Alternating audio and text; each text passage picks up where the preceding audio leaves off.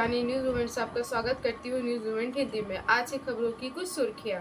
जादवपुर विश्वविद्यालय में बढ़ते वसू पर हमले के विरोध में प्रोफेसरों और शिक्षकों द्वारा गिरिजा मोड़ से राहा लेन तक जुलूस का आयोजन किया गया। पूरे राज्य के साथ साथ तृणमूल कांग्रेस अब पुरुलिया जिले में भी घर घर जाकर फर्जी मतदाताओं को पकड़ेगी। 7 दिन से लापता व्यक्ति का शव कुएं में मिला। फर्जी मतदाताओं के नाम सूची से हटाने समय वास्तविक मतदाताओं के नाम भी हटाए जा सकते हैं। यही भाजपा नेता जितेंद्र तिवारी को डर है। उन्हें लगता है कि तृणमूल इस तरह हिंदी में बोलकर मतदाताओं के नाम खत्म करने की कोशिश कर रहे हैं। उल्टी थाना और चौरंगी थाना पुलिस को मिली गुप्त सूचना के आधार पर 5 पुरुष और 5 महिलाओं को संयुक्त रूप से गिरफ्तार किया गया है, जिसके पास से पुलिस ने करीबन 90 किलो गांजा भी बरामद किया। अन्य खबरों के लिए हमारे साथ बने रहें। Start shipping with e-com delivery for pin code franchise courier contact.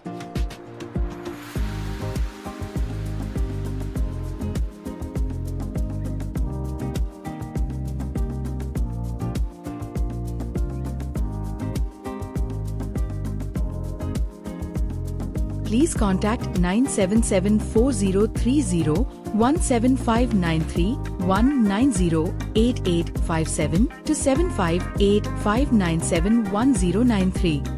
Please like, share and subscribe and forward YouTube channel News Moment. For more details and for advertisement, contact editor 9563 830285.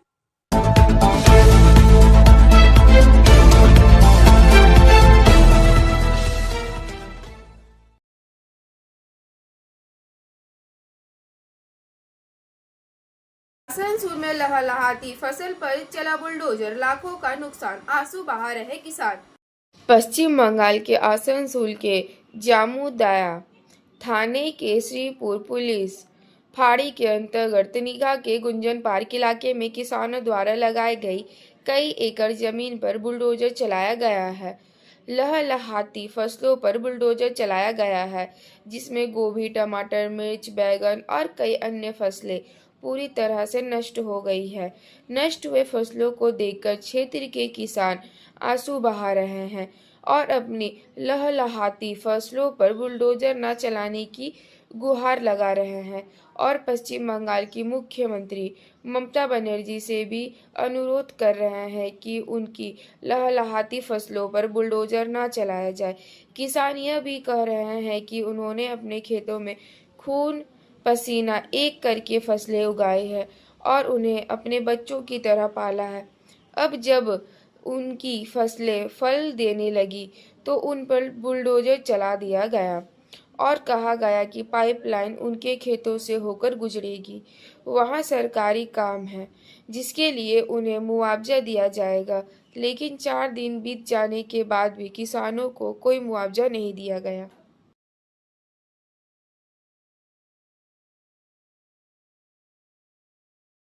पश्चिम बंगाल में उच्चतर माध्यमिक परीक्षा शुरू हो गई है। राज्य भर में हजारों छात्र परीक्षा दे रहे हैं और इस कारण तनाव और उत्साह दोनों चरण पर है। चौंकने वाली बात यह है कि पिछले साल की तुलना में इस साल करीबन 7,000 कम छात्र परीक्षा में शामिल हो रहे हैं।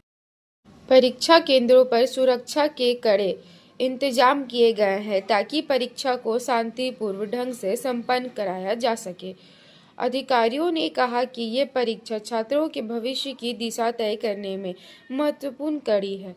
कई छात्र अपने अभिभावकों के साथ परीक्षा केंद्र पहुंचे थे, जहां कड़ी सुरक्षा के बीच उन्हें प्रवेश दिया गया।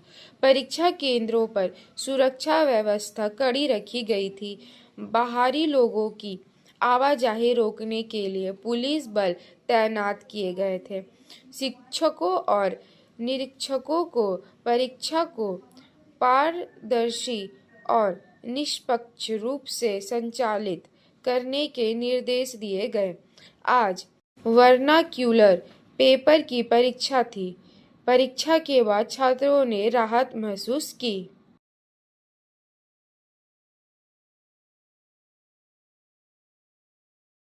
तृणमूल जादवपुर घटना के विरोध में शिक्षा प्रकोष्ठ पुरुलिया की सड़कों पर उतर आया। संपादक विकास प्रसाद के रिपोर्ट के अनुसार पश्चिम बंगाल तृणमूल प्राथमिक और माध्यमिक शिक्षा सेल के पहल पर जादवपुर विश्वविद्यालय में शिक्षा मंत्री और प्रोफेसरों पर हमले के खिलाफ रविवार को पुरुलिया शहर में टैक्सी स्टैंड से एक विरोध जुलूस निकाला गया। ये जुलूस टैक्सी स्टैंड से शुरू होकर पुरुलिया बस स्टैंड से होते हुए वापस टैक्सी स्टैंड परिसर पहुंचा। जुलूस में प्राथमिक और माध्यमिक शिक्षा प्रकोष्ठों के अलावा तृणमूल से जुड़े प्रोफेसर संगठनों ने भी हिस्सा लिया। जुलूस में प्राथमिक और माध्यमिक शिक्षा प्रकोष्ठ के अध्यक्ष बिमल कांत महातो, सत्यकिंकर महातो, जिला अध्यक्ष साधना खवास, विभिन्न कॉलेजों के प्रोफेसर और शिक्षा नेता कल्लाचंद महातो, अनिमेश दास, अनूप मंडल और तारकनाथ दत्ता शामिल हुए। सभी ने घटना की कड़ी निंदा की और आंदोलन में शामिल हुए।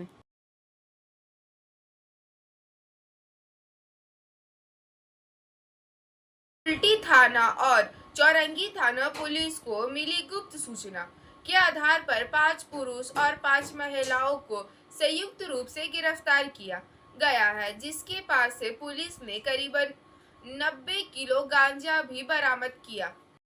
गुप्ता की रिपोर्ट के अनुसार पुलिस सूत्रों की माने तो पुलिस द्वारा पकड़े गए गांजा तस्कर उड़ीसा व झारखंड के धनबाद से पश्चिम बंगाल के आसनसोल पहुंचे थे और पश्चिम बंगाल व झारखंड के सीमावर्ती क्षेत्र स्थित डीबूडीह चेक पोस्ट के निकट बबना मोड़ पर वाहन की तलाश कर रहे थे। पुलिस ने बताया कि उन्हें गुप्त सूचना मिली थी, जिसके आधार पर उन्होंने ये कार्रवाई की है। साथ ही गांजा की इस तस्करी में कौन कौन लोग शामिल है, इसके अलावा उनका नेटवर्क कहां तक फैला है और पश्चिम बंगाल में वे कहां सफल होने वाले थे, इसकी जांच चल रही है। जांच पूरी होने के बाद ही मामले में कुछ कहा जा सकेगा।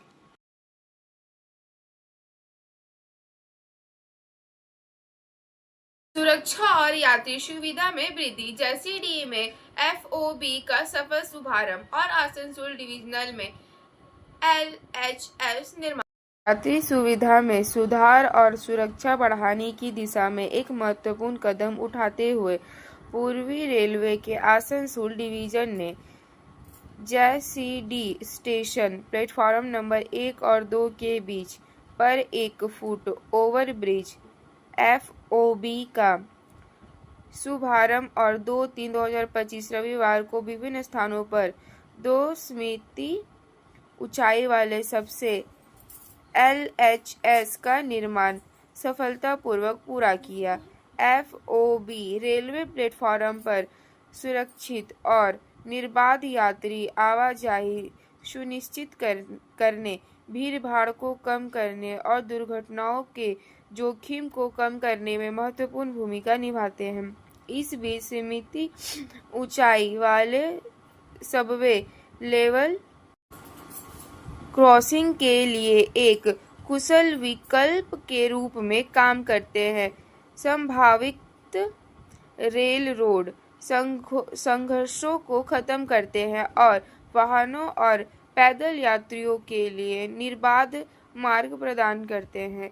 इस बुनियादी ढांचे के उन्नयन के हिस्से के रूप में मथुरापुर शंकरपुर खंड में एलएचएस नंबर 24 और सीमुतल्ला घोरपारन खंड में एलएचएस नंबर 36 का निर्माण किया गया है।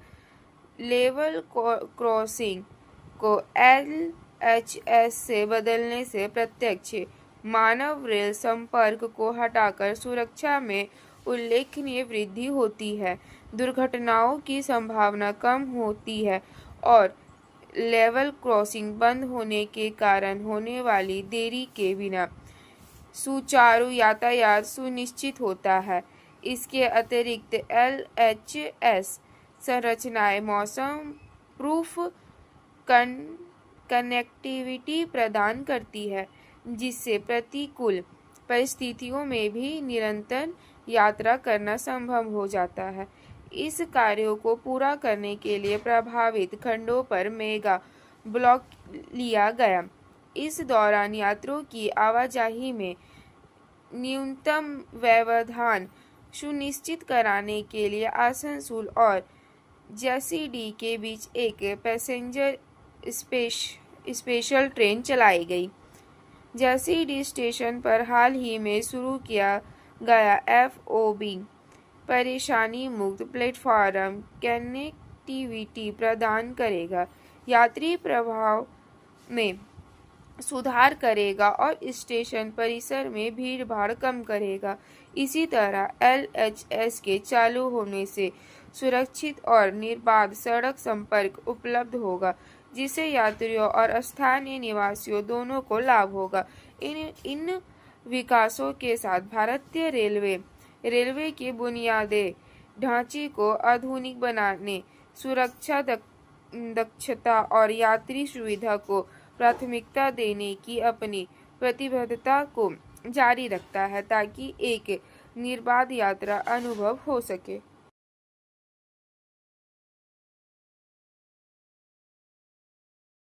फर्जी मतदाताओं के नाम सूची से हटाने समय वास्तविक मतदाताओं के नाम भी हटाए जा सकते हैं।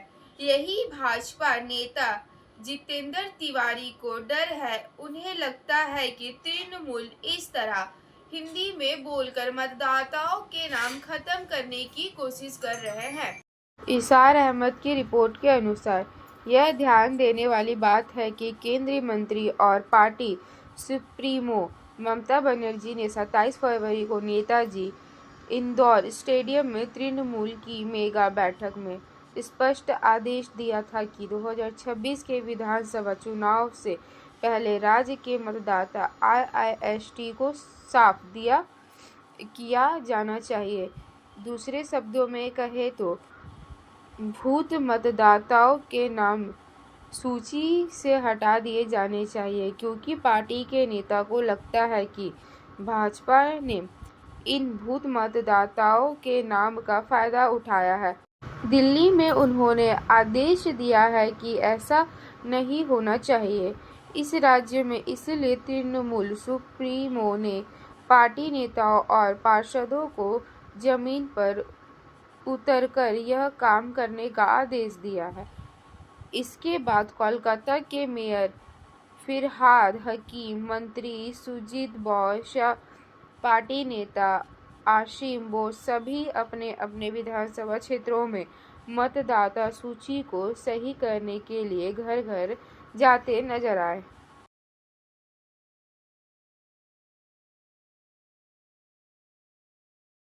सात दिन से लापता व्यक्ति का शव कुएं में मिला। पवन शर्मा की रिपोर्ट के अनुसार कई दिनों से क्रिकेट मैदान की तरफ से तीखी गंध आ रही थी, लेकिन उन्हें इसे गंभीरता से नहीं लिया। लेकिन आखिरकार जब गेंद मैदान के पास बाउंड्री पर गिरी तो गेंद लाने गए युवक डर से कांप उठे। पता चला कि एक मानसिक रूप से स्थिर व्यक्ति पिछले 7 दिनों से लापता है। लापता व्यक्ति कुएं में पड़ा है। क्रिकेट खेल के दौरान ये मामला सोमवार की सुबह कटरा बरल फुटबॉल मैदान से सटे रानीगंज वार्ड क्रमांक 34 राम बागान डॉक्टर कॉलोनी इलाके के एक बाउंड्री बाड़बंद कुएं में देखा गया। सोमवार को लापता व्यक्ति का सड़ता हुआ शव मिलने से इलाके में हड़कंप मच गया। घटना के संबंध में मालूम हुआ कि रानीगंज के कटरा बरल इलाके का निवासी 37 वर्षीय धीरेन बॉल काफी समय से परिवार के सभी सदस्यों के साथ किराए के मकान में रह रहा था। वह पिछले 7 दिनों से लापता है। इस संबंध में भारतीय रानीगंज चिकित्सा थाने संघ में की पंजाबी आसनसोल मोड़ शाखा का 2 दिवसीय वार्षिक आउटपोस्ट सम्मेलन में या लिखित वार्षिक शिकायत दर्ज अधिवेशन कराई गई थी। IMA या भारतीय चिकित्सा संघ आसनसोल शाखा कार्यालय सैंड रोड आसनसोल में आयोजित किया गया। पश्चिम बंगाल मेडिकल काउंसिल के अध्यक्ष डॉक्टर सुदीप्त कुमार रॉय ने दीप प्रज्वलित कर 2 दिवसीय वार्षिक अधिवेशन का उद्घाटन किया। इस अवसर पर भारतीय चिकित्सा संघ के आसनसोल शाखा के सभी सदस्य उपस्थित थे। संस्था की आसनसोल शाखा के मुख्य संरक्षक डॉक्टर प्रभास चंद माझी ने पत्रकारों को बताया कि संस्था का 2 दिवसीय वार्षिक अधिवेशन आयोजित किया गया। यह आमतौर पर अप्रैल महीने में होता है, लेकिन मौसम के कारण इस बार इसे मार्च के शुरू में करने का निर्णय लिया गया।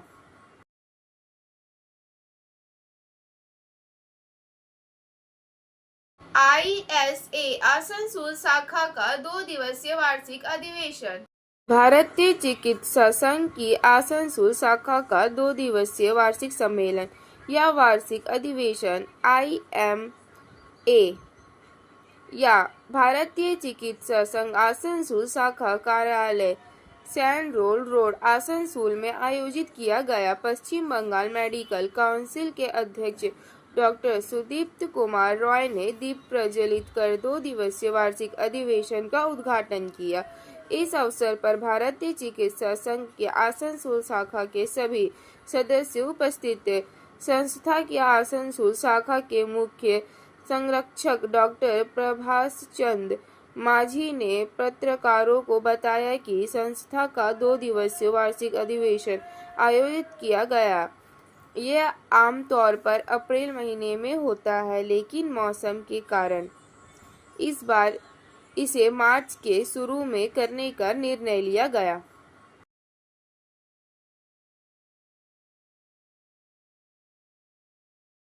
पूरे राज्य के साथ साथ तृणमूल कांग्रेस अब पुरुलिया जिले में भी घर घर जाकर फर्जी मतदाताओं को पकड़ेगी।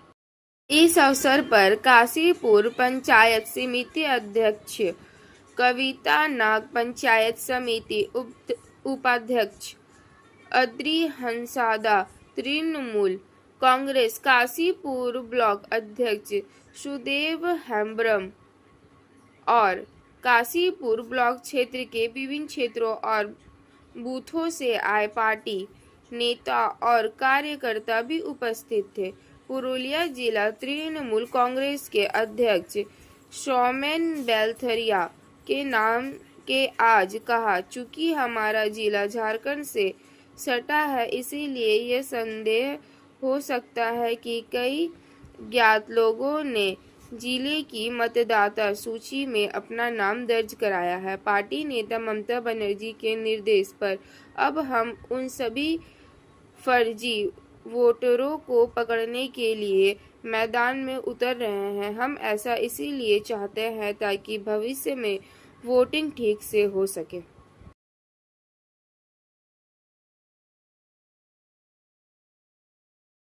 जादवपुर विश्वविद्यालय में बढ़ते वसू पर हमले के विरोध में प्रोफेसरों और शिक्षकों द्वारा गिरिजा मोड़ से राहा लेन तक जुलूस का आयोजन किया गया। आइए जुलूस की झलक देखें।